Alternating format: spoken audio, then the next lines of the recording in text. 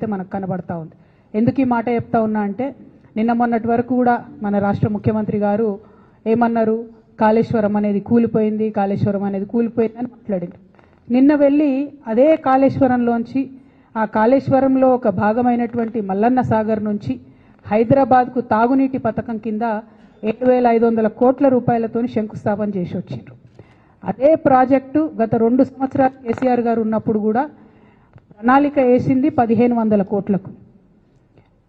కొండపోచమ్మ సాగర్ నుండి హైదరాబాద్కు నీళ్లు తీసుకొస్తే 1,500 కోట్లలో అయిపోయేదానికి రేవంత్ రెడ్డి గారు మల్లన్న సాగర్ నుంచి హైదరాబాద్కు నీళ్లు తీసుకొస్తా అనేటటువంటి కొత్త ప్రణాళికను తీసుకొచ్చి 1,500 కోట్లతోని హైదరాబాద్ ప్రజల దాహార్తిని తీర్చేదాన్ని 7,500 కోట్ల వరకు పెంచి మెగా కృష్ణారెడ్డి గారు మరిన్ని మేడలు కట్టుకోవడానికి అనుకూలంగా చేస్తున్నారన్న విషయాన్ని ఇవాళ మనం గమనించాలి. మరి ఇటువంటి అన్యాయం 1,500 కోట్లు ఎక్కడ, 7,500 కోట్లు ఎక్కడ? అది రేవంత్ రెడ్డి గారి ఇంటి సొమ్ము కాదు కదా, తెలంగాణ ప్రజల సొమ్ము. మరి తెలంగాణ ప్రజల సొమ్ము అన్యాయం జరుగుతున్నప్పుడు ఖచ్చితంగా మనం మాట్లాడాల్సిందే, ఎదిరించాల్సిందే అని కూడా ఈ సందర్భంగా నేను మన ప్రజలందరూ కూడా చెప్తూ, కంపల్సరీ ఎందుకు ఆ ఎస్టిమేషన్ పెరిగింది అనేటటువంటి విషయం ప్రభుత్వం ప్రజలకు జవాబిచ్చేంత వరకు కూడా మేము తెలంగాణ జాగృతి పక్షాన ప్రభుత్వాన్ని ప్రశ్నిస్తామనేటువంటి విషయాన్ని కూడా ఈ సందర్భంగా నేను తెలియజేస్తా ఉన్నాను.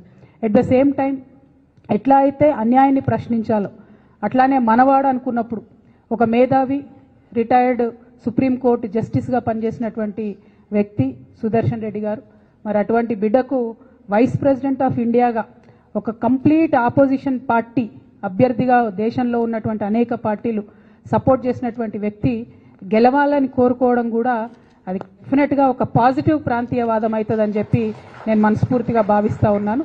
ఇది పార్టీలకు అతీతంగా తెలంగాణ బిడ్డ కాబట్టి ఆయనకు ఒక అవకాశం వచ్చింది కాబట్టి. అంటే నేను ఒక వ్యక్తిని ఎప్పుడు జీవితంలో మర్చిపోలేను. శేషన్ గారు అని ఉండే, టిఎన్ శేషన్ గారు అని. ఆయన వచ్చేంత వరకు కూడా ఎవరికి అసలు భారతదేశంలో ఎలక్షన్ కమిషన్ అని ఒకటి ఉందని మా సామాన్య ప్రజలకు తెలియదు. కానీ ఆయన వచ్చిన తర్వాత ఆ పోస్టుకు వన్నే వచ్చింది. సుదర్శన్ రెడ్డి గారు కూడా గెలిస్తే డెఫినెట్గా వైస్ ప్రెసిడెంట్ పోస్టుకు కూడా వన్నే తెస్తారని నేను అనుకుంటున్నాను. ఎందుకంటే అనేక సందర్భాల్లో ఆయన చూసినాం, ఆయన ఇచ్చినటువంటి పాజిటివ్ తీర్పులు కానీ ఆయనకు ఉన్నటువంటి కాన్స్టిట్యూషనల్ ఎక్స్పర్టీస్ కానీ చూసినాం.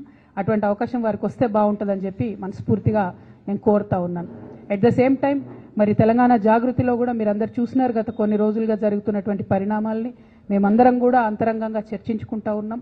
ఒక ఉన్నతమైనటువంటి ఆశయాలతో తెలంగాణలో అడుగేయాలనేటటువంటి ఆలోచనలో ఉన్నాం. ఉన్నతమైనటువంటి లక్ష్యంతో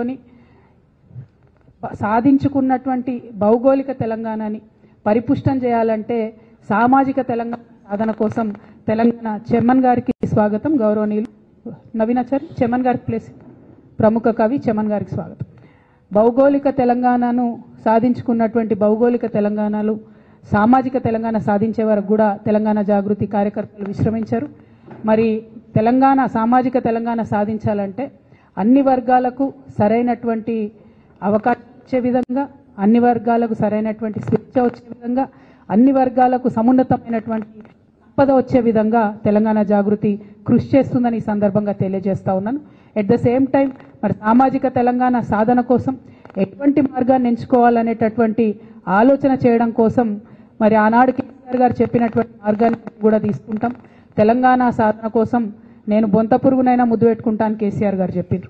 సామాజిక తెలంగాణ సాధన కోసం తెలంగాణ జాగృతి నుండి మేము లెఫ్ట్ టు రైట్ ప్రతి ఒక్కరిని కలుస్తాం, మేధావులందరినీ కలుస్తాం, కవులు రచయితలందరినీ కలుస్తాం, వారి యొక్క ఒపీనియన్స్ తీసుకుంటాం. తెలంగాణలో కేసీఆర్ గారి హయాంలో జరిగినటువంటి మంచినంతటి కూడా మనం ఇంకా ఎట్లా తీసుకొని వెళ్ళగలుగుతాం, ఇంకా పరిపుష్టంగా ఎట్లా చేయగలుగుతాం, ఆనాడు చేయకుండా మిగిలిపోయినటువంటి కొన్ని పనులు ఎట్లా ఉన్నాయి, మళ్ళీ మూడోసారి గెలుచుంటే కేసీఆర్ గారు తప్పకుండా సామాజిక తెలంగాణ సాధనలో బలీయంగా కృషి చేసేవారని నేను నమ్ముతున్నాను.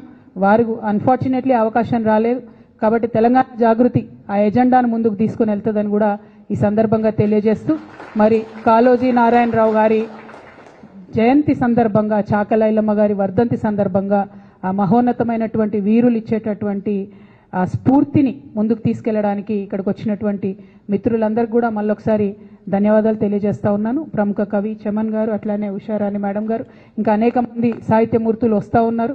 వీరందరి ఒపీనియన్స్ కూడా తీసుకుంటాం. అల్టిమేట్గా ఒక మంచి సమాజం, అందరికీ అవకాశాలు ఉండేటటువంటి సమాజాన్ని నిర్మించడం కోసం మా వంతు కృషి చేస్తామని ఈ సందర్భంగా తెలియజేస్తా ఉన్నాను. Thank you. జై తెలంగాణ. జై తెలంగాణ. ఏమై స్లో ఉన్నారు? జై తెలంగాణ, జై జాగృతి.